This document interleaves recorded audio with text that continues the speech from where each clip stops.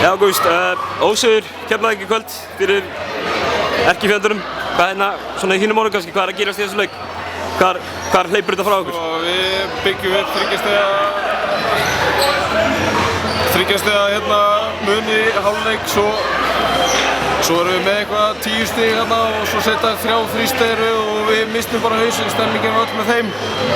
Og svo náttúrulega, 6 stig segir ekkert hvernig þessi leikur var. Við vorum að klúra og þeir voru að setja niður víti sínu í lokin. Þetta var bara járn. Hlautur þetta hafa svona kannski einhverja sérstakka merkingu fyrir því að því þú spilaði með Njarðvík í fyrra síðast? Já. Já. Hvað varst ekkert ópeppaður fyrir þennan leik? Auðvitað er maður svona ekstra mótiverað, sérstaklega þegar að láta mann heyra á stúkunni og svona, en þetta er Njarðvík og Keflavík, þetta eru skemmtilegustu leikir sem maður spilar og það er mjög auðvelt að peppa sig fyrir þetta. Nú koma eitthvað síðan að því töpuðu síðast. Næsti leikur er núna undanúrslitum í bikarnum á móti Þór í Þorlákshöfn.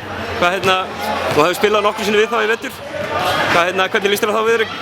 Mér líst bara vel á það er kannski fínt að, við erum ekki búin að tapa í langan tíma og kannski var bara fínt að fá tapið núna og skilur við smá wake-up call. Þessi leikur er búinn, við erum ennþá á toppnum, held ég. Já. Og bikarinn er bara næstur og við ætlum alla leið þar, þetta er ekki flókið. Þetta er aðeins mikið af leikjum sem þeir eru að spila núna þessa dagana, eða ekki? Það er bara gaman. Það ekki? Jú.